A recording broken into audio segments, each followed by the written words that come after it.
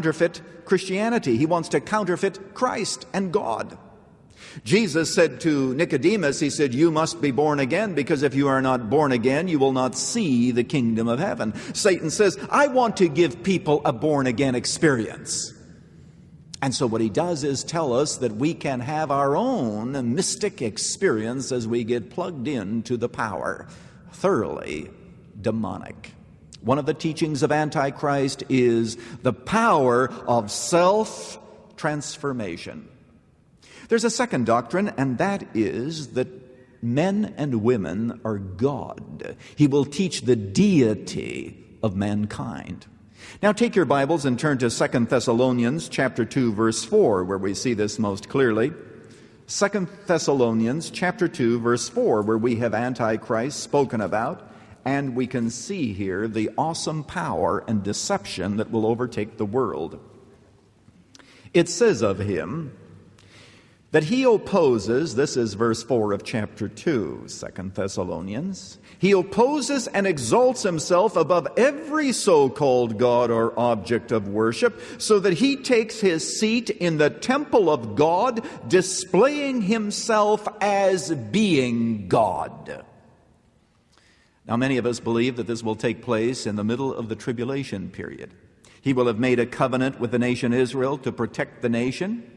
But then he will turn against the Jews, and he will go to Jerusalem, where the temple will already have been built during this period of time, and he will say, I am God, worship me.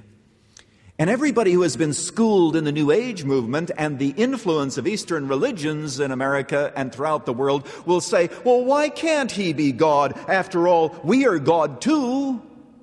Don't we all remember Shirley MacLaine running out onto Malibu Beach shouting, I'm God, I'm God, I'm God? And Charles Colson saying, aren't you glad she's wrong? And so he's going to believe in the deity of mankind. And look at the miracles he's going to do to pull it off. It says, verse 8, and then that lawless one will be revealed, whom the Lord will slay with the breath of his mouth and bring to an end by the appearance of his coming. That's actually what we're talking about today, is Christ's coming to crush all of this rebellion. That is the one whose coming is in accord with the activity of Satan, with all power and signs and false wonders, and with all the deception of wickedness for those who perish, because they did not love the truth so as to be saved. And God will send them some strong delusion that they might believe what is false. It really is that they might believe the lie. What is the lie? The lie is the deity of mankind. Ever since in the Garden of Eden, Satan said to Eve, you will be like God, people have believed it. It is the most dazzling deception, the deity of mankind. Then third, there will be a commitment to globalism. Globalism.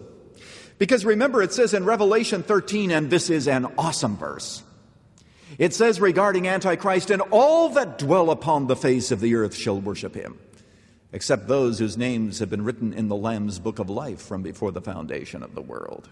He is going to, for a few days, for a few weeks, receive what he believes to be absolutely universal worship. And you can't have that unless the whole world becomes a global community. This is Pastor Lutzer, and I hope that you are enjoying this series of messages. It has almost come to a close as I've tried to emphasize that Jesus Christ is above all other teachers, all other would-be saviors, and he himself always stands alone. And now, of course, I've been talking about the return of Jesus Christ and the globalism that is going to take place before that return. And as we think of the way in which the banking industry, just to use one example, the way in which the world has come together and is all interconnected, it's a reminder of the fact that you and I are living at a time when it may well be that Jesus will return soon.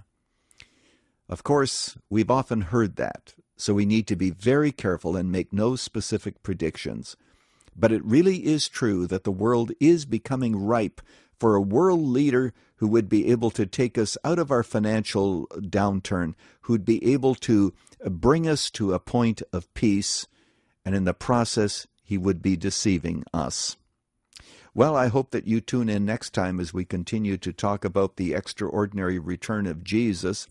And also, I have written a book entitled Christ Among Other Gods.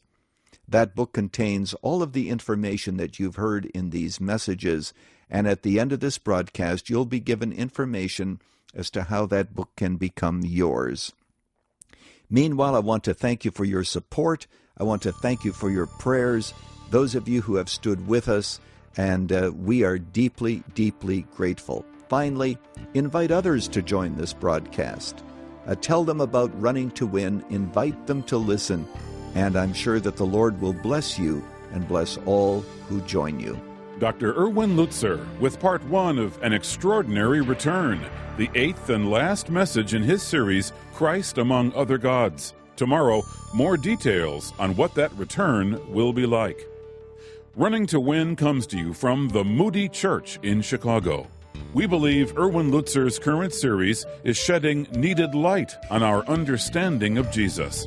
And in book form, Christ Among Other Gods will be sent as our thank you when you give a gift of any amount to support Running to Win. Just call us at 1-800-215-5001. That's 1-800-215-5001. Online, go to offerrtw.com. That's offerrtw, all one word, .com. Or write to us at Running to Win, Box 11174, Chicago, Illinois 60611. Join us for tomorrow's Running to Win.